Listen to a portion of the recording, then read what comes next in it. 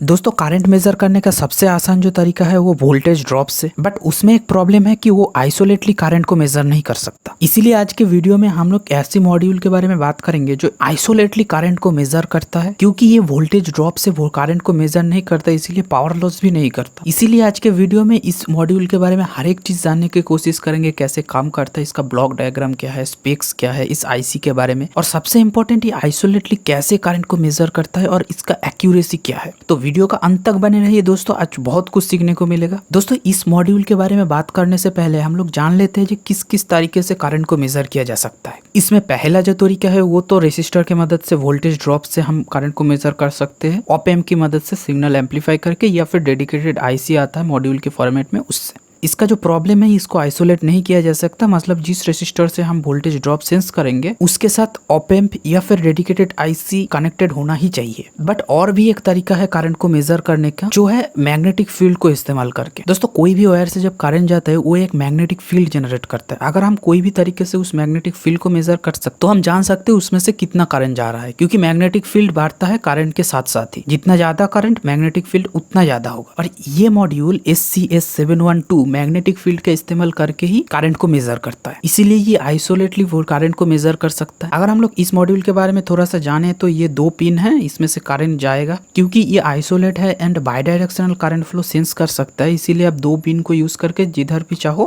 Current को flow करा सकते हो। ये आईसी 8 पिन का है, 3 पिन इधर देख सकते हो जो में 2 पावर का है और एक वी आउट के लिए, मतलब जो करंट जा रहा है उसको सेंस करने के लिए। वी आउट पिन इंटरेस्टिंग है, कैसे आउटपुट देता है इसके बारे में हम आगे बात करेंगे। क्योंकि ये मॉड्यूल पूरा आइसोलेटेड है इसीलिए आप हाई वोल्टेज भी इससे सेंस कर सकते हैं एंड बाइडायरेक्शनल करंट फ्लो करते हैं, इसीलिए आप एसी सिग्नल भी इससे सेंस कर सकते हैं, मतलब एसी करंट। दोस्तों आप जानते हैं कि ये एक्चुअली काम कैसे करता है। अगर आप इस आईसी का पिन आउट देखते हो तो 1 और 2 एक साथ कनेक्टेड है, और 3 और 4 एक साथ कनेक्टेड है, और 1 2 से एक टर्मिनल और 3 4 से एक टर्मिनल कनेक्टेड है। जनरली आईसी का लेफ्ट साइड में ही करंट फ्लो होता है, उसको सेंस करने के लिए आईसी का राइट साइड में आप पिन देख सकते हो। 8 number pin VCC, 7 number pin V out, जिसे सेंस किया करंट कितना है उसका वोल्टेज आउटपुट होगा। 6 नंबर पिन फिल्टर है और 5 नंबर पिन ग्राउंड है। दोस्तों इसका सर्किट बहुत ही सिंपल है। फिल्टर पिन के साथ एक कैपेसिटर कनेक्टेड होगा आउटपुट वोल्टेज को स्टेबल करने के लिए, मतलब आउटपुट में जो करंट जा रहा है उसका वोल्टेज को स्टेबल करने के लिए। आप बोल सकते हो ये कैपेसिटर इनबिल्ट क्यों नहीं है। फिल्टर पिन देने का एक मेन फायदा जो होता है, आप अपने हिसाब से कैपेसिटर लगा के करंट कितना तेजी से चेंज हो रहा है उसको कंट्रोल कर सकते हो। इसके बाद अगर आप इसकी ब्लॉक डायग्राम की बात करें तो ब्लॉक डायग्राम में आप देख सकते हो करंट को सेंस करने के लिए एक हॉल इफेक्ट सेंसर का ड्राइवर है, इधर हॉल इफेक्ट सेंसर है।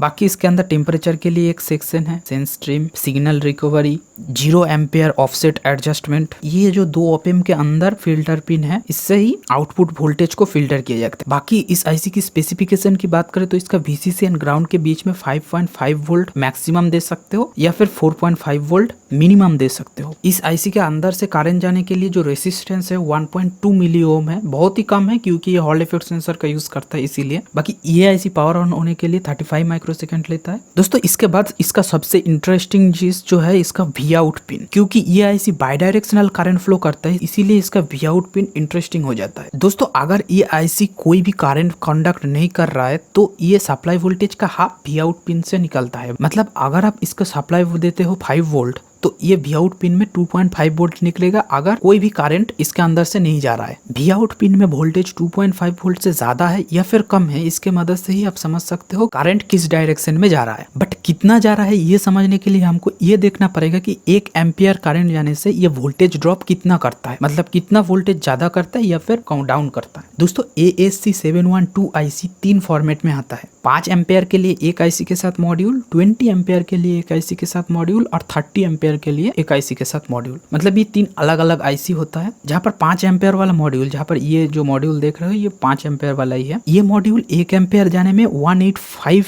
मिली वोल्ट ड्रॉप करता है। मतलब अगर ये 2.5 वोल्ट से 185 मिली वोल्ट ज्यादा है, इसका मतलब एक डायरेक्शन में ये 1 एम्पियर जा रहा है। ऑपोजिट डायरेक्शन में अगर 1 एम्पियर जाए तो ये 185 वोल्ट ड्रॉप कर देगा 2.5 वोल्ट से। ओके, अगर इसका एरर की बात करें तो ये 1.5% एरर देता है, मतलब 1.5% प्लस माइनस हो सकता है करंट जाने में, जो कि मैक्सिमम 77 मिली एम्पियर के आसपास आपको एरर मिलेगा। तो दोस्तों एक्यूरेसी के हिसाब से या फिर बाकी सब चीजों के हिसाब से ये आईसी तो बेहतरीन है, बट एक प्रॉब्लम है, ये आईसी जो सप्लाई वोल्टेज है उसके हिसाब से काम करता है, मतलब उसके हिसाब से ये 0 एम्पियर को दर्शाता है। तो आपको ये ख्याल रखना पड़ेगा कि इसका सप्लाई वोल्टेज फिक्स्ड रहे। अगर इसका सप्लाई वोल्टेज अप डाउन हुआ तो ये आउटपुट वोल्टेज को भी अप डाउन करेगा। दोस्तों और एक बात, अगर आप बस आइसोलेशन के लिए ये आईसी यूज करना चाहते हो तो ये बेहतरीन आईसी है, मगर आपकी प्रोजेक्ट में अगर एक्यूरेसी बहुत ज्यादा चाहिए तो ये आईसी बहुत ज्यादा एक्यूरेट नहीं है। एक्यूरेसी के लिए आप वो मॉड्यूल इस्तेमाल कर सकते हो जो वोल्टेज ड्रॉप को सेंस कर सकते हैं। वो मॉड्यूल I2C प्रोटोकॉल के साथ आता है, बहुत ज्यादा एक्यूरेट होता है। अगर इस मॉड्यूल के बारे में कोई भी सवाल है जो मैंने इस वीडियो में कवर नहीं किया, आप कमेंट में बताइए। इसको यूज करने के वक्त अगर कोई भी प्रॉब्लम हो वो भी आप कमेंट में बता सकते हो। तो दोस्तों मिलते हैं नेक्स्ट वीडियो में, तब तक के लिए जय हिंद।